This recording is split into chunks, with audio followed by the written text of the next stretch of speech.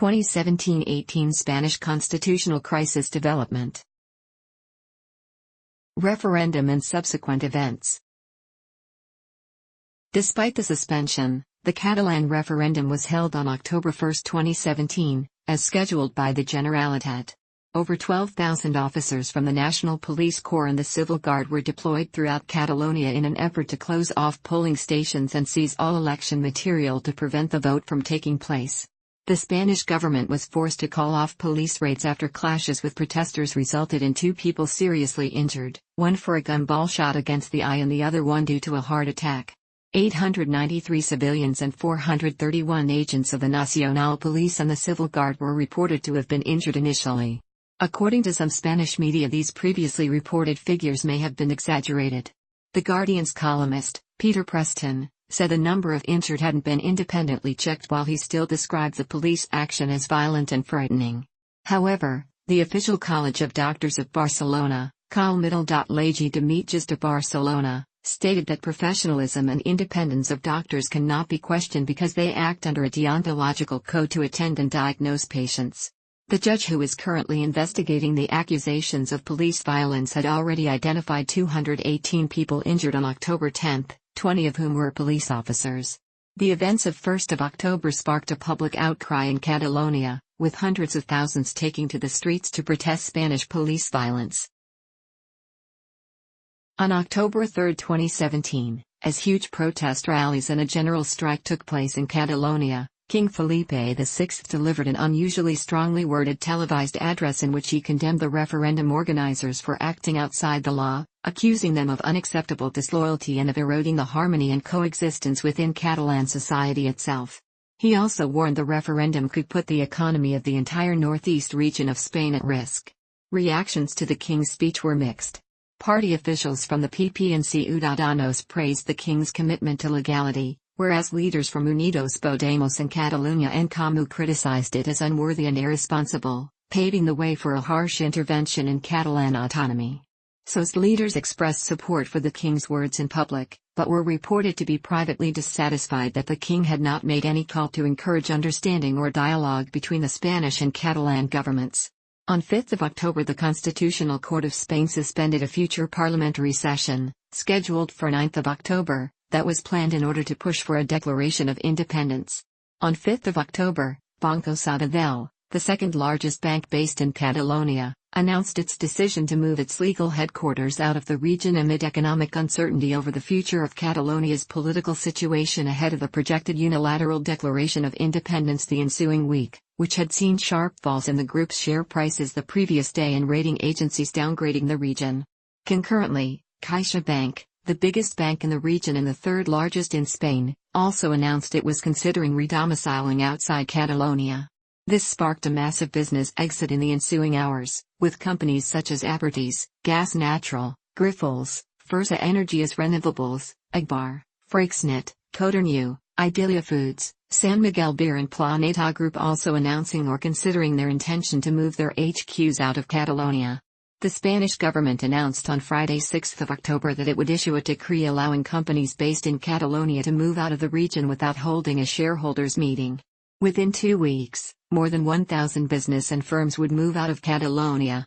Simultaneously, far-right groups increasingly took to the streets throughout Spain in a quest to defend Spanish unity, with some gatherings leading to violent scuffles in Barcelona and Valencia. This sparked concerns among analysts that the Catalan crisis could lead to a rise of the far right in Spain after decades on the margins. The Mossos d'Esquadra were put under investigation for disobedience, accused of not complying with a command from the High Court of Justice of Catalonia to prevent the referendum and with their passivity allowing polling stations to open. In an ambiguous speech during a parliamentary session in the Parliament of Catalonia on 10 October, Puigdemont declared that Catalonia had earned the right to be an independent state and that he defended the mandate of the people of Catalonia to become an independent republic. However, he immediately announced that Parliament would suspend a formal declaration of independence in order to pursue dialogue with the Spanish government. Puigdemont and other pro-independence deputies then signed a symbolic declaration of independence with no legal effect. Puigdemont's move came after pressure resulting from the business exit on the previous days as well as pleas from Barcelona's Mayor Ada Colau and European Council President Donald Tusk urging him to step back from declaring independence. This was met with disappointment from thousands of pro-independence supporters who had gathered nearby to watch the session on giant screens, as well as criticism from the CUP, who voiced their discontent at Puigdemont's decision not to proclaim a Catalan republic right away and did not rule out abandoning the parliament until the signed Declaration of Independence was effective. On 17 October, the National Court ordered Jordi Sánchez and Jordi Cuixart, leaders of pro-independence groups Catalan National Assembly, ANC and Òmnium Cultural, to be preventively put into jail without bail pending an investigation into alleged sedition for having played central roles in orchestrating massive protests aimed at hindering civil guard activity.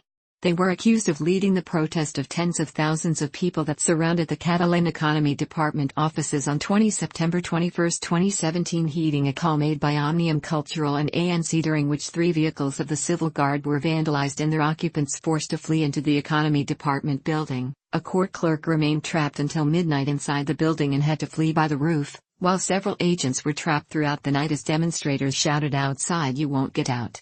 The civil guard agents cornered into the building made 6 calls for help to the autonomous police force of Catalonia Mossos d'Esquadra which were ignored. The first of them performed at 9:14 a.m. with the subject, "Urgent, request for support to Mossos." According to the judge, the actions of Sánchez and Cuixart are into the scope of sedition, a felony regulated by the Article 544 and subsequents of the Spanish Criminal Code. Conviction for sedition shall befall those who, without being included in the felony of rebellion, public and tumultuously rise up to prevent, by force or outside the legal channels, application of the laws, or any authority, official corporation or public officer from lawful exercise of the duties thereof or implementation of the resolutions thereof, or of administrative or judicial resolutions. Pro-independence politicians and organizations, including Catalan President Carles Puigdemont, have referred to Cuixart and Sánchez as political prisoners. The Spanish Justice Minister Rafael Català argued that they were not political prisoners but imprisoned politicians. An article published in El País argued that according to the criteria established by the Parliamentary Assembly of the Council of Europe, PACE, Sánchez and Cuixart could not be considered political prisoners. Amnesty International issued an official statement considering the charge of sedition and the preventive imprisonment as excessive and called for their immediate release, but several days later made it clear that it did not consider them political prisoners. Some Catalan media, such as La Vanguardia, reported that footage from the incident showed Cuixart and Sánchez trying to call off the protests, contradicting that part of the judicial order imprisoning them which said that they had not tried to call off the demonstration. Independence Declaration and Direct Rule. On 11 October, after an extraordinary cabinet meeting intended to address the events on the previous day, Prime Minister Mariano Rajoy announced he was formally requiring the Catalan government to confirm whether it had declared independence before 16 October at 10 a.m., with a further 3-day deadline until 19 October to revoke all deemed illegal acts if an affirmative answer, or no answer at all, was obtained. This requirement was a formal requisite needed to trigger Article 155 of the Spanish Constitution, a so-called nuclear option that would allow the Spanish government to suspend Catalonia's political autonomy and impose direct rule from Madrid. Pressure mounted within the pro-independence coalition as the CUP demanded an unambiguous affirmation of Catalan independence, threatening to withdraw its parliamentary support from Puigdemont's government if he rescinded his independence claim. In his formal response to Rajoy's requirement hurrying the initial 5-day deadline, Puigdemont failed to clarify whether independence had been declared and instead called for negotiations over the following 2 months. The Spanish government replied that this was not a valid response to its requirement and doubted that Puigdemont's offer for dialogue was sincere due to his lack of clarity. The refusal from the Catalan government to either confirm or deny independence triggered a second deadline for them to backtrack before direct rule was imposed. The Spanish government subsequently offered to abort the incoming move to suspend self-rule if the Catalan government called for a regional election, but this was ruled out by the latter. If a self-governing community does not fulfill the obligations imposed upon it by the Constitution or other laws, or acts in a way that is seriously prejudicial to the general interest of Spain, the government may take all measures necessary to compel the community to meet said obligations, or to protect the above-mentioned general interest. On 19th of October, Prime Minister Mariano Rajoy confirmed that the Spanish government would trigger Article 155 and move to suspend Catalonia's autonomy after a cabinet meeting scheduled for 21st of October, following a letter from Puigdemont in which he said that the independence declaration remained suspended but that the Catalan parliament could choose to vote on it if Spain continued its repression. Subsequently, Rajoy announced the Spanish government would take direct control over the Generalitat of Catalonia, proceeding to remove Puigdemont and the entire Catalan government from their offices and call a regional election within 6 months, pending Senate approval. On 26 October, one day ahead of the scheduled enforcement of Article 155 by the Spanish Senate, it was announced that Puigdemont had chosen to dissolve the Parliament of Catalonia within the coming hours and call for an emergency snap election on or around 20th of December in order to prevent direct rule from Madrid. This move sparked an outcry within pro-independence ranks, as they wished to hold a vote for a unilateral declaration of independence in response to the Spanish government's move to trigger Article 155. In the end, Puigdemont chose not to dissolve Parliament, allegedly because of the Spanish government's refusal to call off the Article 155 procedure even though an election was called by Puigdemont. A debate over a possible declaration of independence then went ahead as planned in the Parliament of Catalonia later that day and into the next morning, simultaneous to the Spanish Senate debating the enforcement of Article 155. At the end of the debate, the Catalan Parliament voted for a unilateral declaration of independence, by secret ballot, which was backed 70-10, with 2 MPs casting a blank ballot, with all MPs from Citizens, the Socialist Party of Catalonia and the People's Party boycotting the vote because of its illegality for violating the decisions of the Constitutional Court of Spain, as the lawyers of the Parliament of Catalonia warned. Subsequently, on 28 October, Mariano Rajoy dismissed the Executive Council of Catalonia, dissolved the Parliament of Catalonia and called a snap regional election for December 21, 2017, after obtaining the Senate endorsement to the invoking of Article 155, and handed coordination over Generalitat of Catalonia functions to Deputy Prime Minister Soraya Sáenz de Santa Maria. On 30 October, as Spanish Attorney General José Manuel Maza called for charges of rebellion, sedition and embezzlement against Puigdemont and other Catalan leaders, it transpired that the ousted president and 5 of his ministers had fled to Belgium. Puigdemont, however, declared that he was not in Belgium to seek asylum and that he would respect the 21st of December election, but also noting that he would not return home until a fair judicial process was guaranteed in Spain. Concurrently, lack of civil unrest and work resuming as normal throughout Catalonia showed direct rule from Madrid taking hold, with Spanish authorities reasserting administrative control over Catalan territory with little resistance. On 31 October,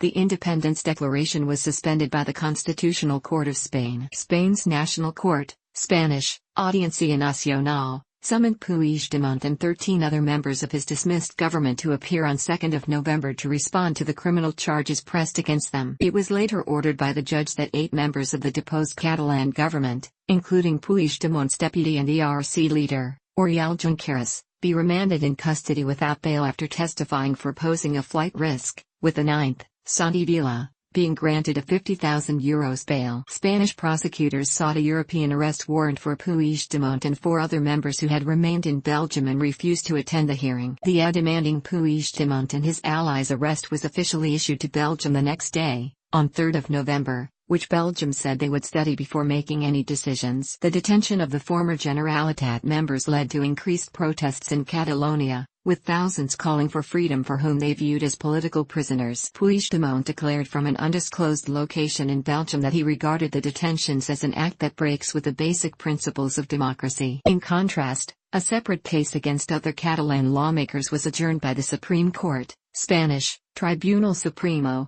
after all 6 of them, including Catalan Parliament Speaker Carme Forcadell, showed up to the summons. Puigdemont and the 4 other cabinet members turned themselves into Belgian authorities on 5 November, awaiting a decision by the federal prosecutor on whether to hand them over to Spain or decline the warrant. They were released by the judge on the same day on conditions, such as they would not be able to leave the country without prior consent and would have to provide details to the police about their accommodation. On 5 December, 6 jailed members of the deposed government were freed on bail, while 4 others, including Oriol Junqueras, were required to remain imprisoned. The next day, Spain withdrew the law against Puigdemont just over a month after issuing it to Belgian authorities.